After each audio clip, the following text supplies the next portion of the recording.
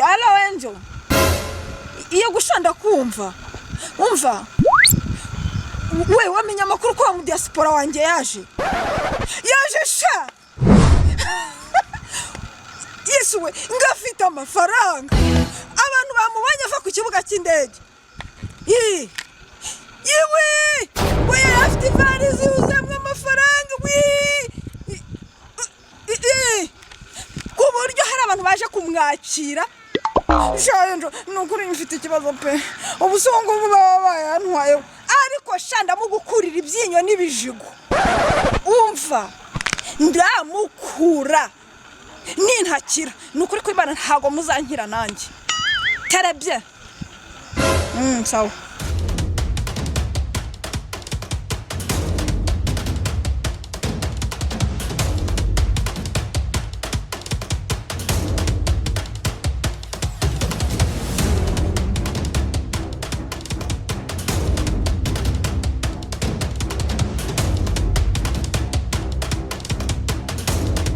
Ariko se shaka mbona yiri kuca ibiti n'amabuye aho na amahoro. Bya amahoro se gutashaka citwa amafaranga. Ahe mafaranga se kandi agenda gute wamaye iyo map. Ubu tuvugana hari umuce mu nshuti yanjye wahoze ba mu Rwanda aza kujya Canada. None numva icyo ngo yagarutse ngafite n'indege. Kuno manyiza amatsiko. Ese amfasha tuba inshuti. Kuba inshuti birashoboka. Ariko nabo yifite igiceri turaza kumukura haye nkwe. So reka tugende tujye kumureba. Apo nta cyatubuza kugenda rwose twirukanka tugere vana vuba. Ariko kugoresha twakoko buragaju abona ari amafaranga yiwe yanjyane kanze mukurikirane inyana agiye kuyarera.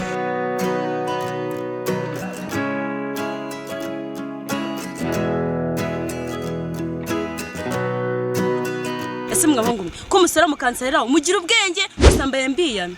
Ariko wamvuga no utabugira icyabwira amafaranga turi kwiruka inyuma nawe watwiruka inyuma. Ngo mbiruka inyuma icyababwira ngiye kureba nayo mu diaspora. Mu diaspora wacu nawe se nutubwire ko turutse muri Canada. Ahubwo buraka tube maso atamutwiba. Ariko se mwabahungu mwasaze cyangwa ariko tunamuhuriyeho ninjye yareba kanigendera. Umva turagukurikira kubi no kubwiza.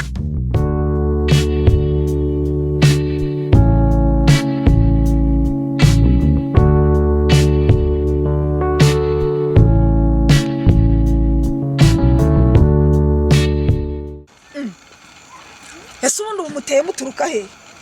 Ndebera we. Uyu mara nk'ingema. Yago ko iwajya ngo ni inkende. Iki cyo nezajya n'igitera burundu.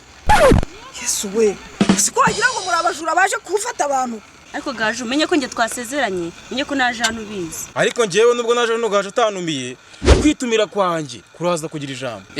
Nanjye natumiwe di ntako nitumirije. Ariko se mwabantu mu diaspora karu wanjye kara amafaranga yanjye uremera ko yari bubaha yose muri bugabane nanjye. Sha genda bizi turagabana pe si ubwa mbere tugabanye si n'uwa mbere dukuye. Kumbe musanzwe munakura uyu munsi tugomba gukurana. Gakura bene wanyu mu mukoki ko tubakura se tuzabishyura wewe wabishyura iki? Ngo nzabishyura iki? Kiriti bwana naziritse hari mu rugo nzakizitura nyizana. Inkoko yanjye nayibonye ijambo. Utanyimutse urukwavu rwanyisha narwo nzaruzana. Aha ibyo rero byose muvuze ugenda mubizane mu bihengewe kuko ninjye uri kubaha map. Sha ntago nakwizera. Nutizera njyewe usuzizera nde uwa mu diaspora ni umugabo wanjye burundu. Sawa reka nje kunyara ndaje tubipange neza.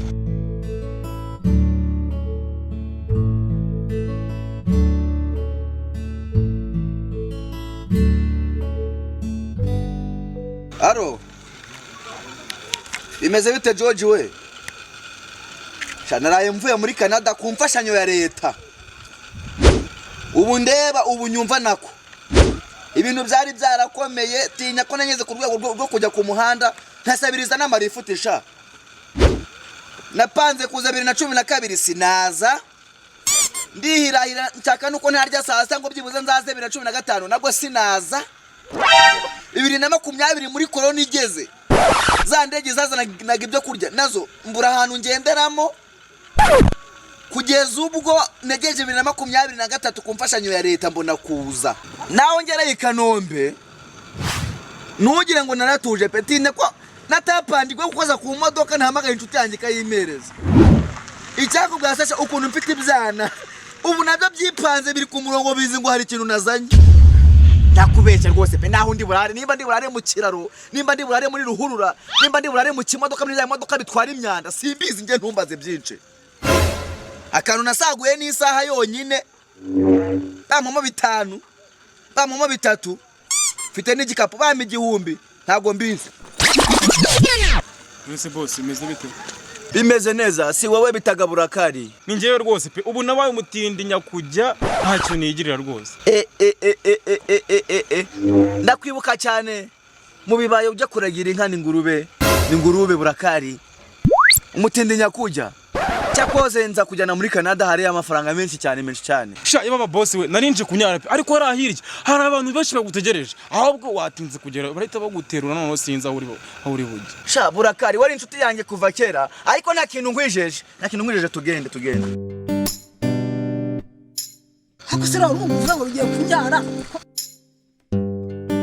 Yababa we sheri, imisi myinshi kabisa long time ago. None ari ngukumbuye yambi. Long time. Long time ago. Cyakoze Sam, nubwo nanjye nakuzi nari ngukumbuye. Wewe mukunda gutamuzi bazijya umuzi. Aha nanjye ntabwo muzi ariko nari mukumbuye. Cyakoze mwese ndabashimira ko mwari munkumbuye. Nanjye ndabakumbuye kanibutse ikinyarwanda nubwo ntakibukaga neza. Bose mbabwije ukuri mwari munkumbuye cyane. Ariko burya ngo umushyitsi akurisha imbuto, nizere neza ko mwaneguriye agahene n'agakoko ko kujya. Kubera ko nanjye nari mbukumbuye cyane rwose. Ndakwibuka gaje umushuti wanjye ndetse n'uyu mukobwa w'umushuti wacu. Nizere neza ko mwaneguriye ibintu bimeze neza cyane. Muri Canada ndakunda umureti, ndakunda utuntu tuntu tw'abazungu baza bakoresha buri munsi. Ubwo rero nizere neza yuko mu bintu mwaneguriye harimo n'inkoko y'isake. Ndakunda kurya inkoko z'isake cyane, nizo zifite inyama nziza cyane. Ubwo rero nizere yuko mwanegerereje hano turi buze kubigenza neza cyane, muri bumenye ibintu bikamerekeza. None se sheri, nta kintu watuzaniye? Mva gashu, nago twavira amasaha yose twamaze hano uratwishyura. Ariko se mwabantu reka mbabwire pe, njyawe mu diaspora yanyiyemeyeho ambwira ko afite ama etage, ambwira ko azaza akanyubakira inzu nziza, ambwira ko afite ibintu byinshi cyane muri Canada, kazaza yazanye igikapu cyuzuye amafaranga, ambwira ko rwose no ku kibuga cy'indege ari jya uzajya kumwakirayo. Muri make arambwira ngo yazaniye nk'amajampa, ngo yazaniye ngo twere twiza ngo two kwambara ngo tumeze ngo neza, ngo yazaniye ngo inkweto ngo nziza, ngo agasaha ko ntiwareba. Arangije n'ukuri ko Imana yambwiye agazasokoreshereza ngo n'imisatsi ngira utangiye ngiyi.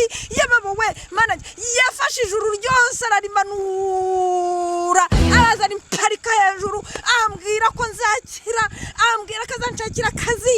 Arangije ngo arambwira ngo azanandihira na za kaminuza, ngo segonderi ngo ntago ngihagije, ngo n'amarisanse ngo nza muri sanse ngo nziga dogitora ngo nziga ngo masters ngo ambwira ibintu byinshi. Ariko reka mbabwire nanjye ntancika. Nimbe nawe mwaravuganye, ntabwo tutavuganye turaviramo aho. Ariko mo muransetsa Abanyarwanda niko mwabaye. Abanyarwanda muweza mudusetsa cyane hariya muri Canada. Niba tutaza twaravuganye ukaza uvuga ngo wari waje kundeba. Wari waje kundeba izo muwe wari umfitiye ntago nzumva. Ariko nyine kuri gaje nkugarutseho rata, ndacyagukunda nubwo nyuma naje kugira ikibazo k'imodoka yanjye kazagupfa itari muri assurance bakaza bayitwara. Gusa wowe gaje ndemera ko nshobora nko kukugurira akabombo ka 50 y'Abanyarwanda, abandi bose nkababona mwese kurimo mukubita ikibuno mutaha. Niko tuza tubikora twebwe. Ehe, iyo mugena gaje twayisangira. Icyakoze abandi mwese mujyane muzunguzo butu zanyu mbawe musibirenge, asigara na sheri wanjye. Aha reka twigendere. Reka twigendere nyine nibasigane nari. Musigare. None se sheri, my sweetheart, ubu koko nta kintu wanzaniye ko kukuzi bariya bagiye kandi bo baguteraga isoni. Sheri wangiye mwiza, ntacyo naguhankene. Ayiwe, nkamye kimasa.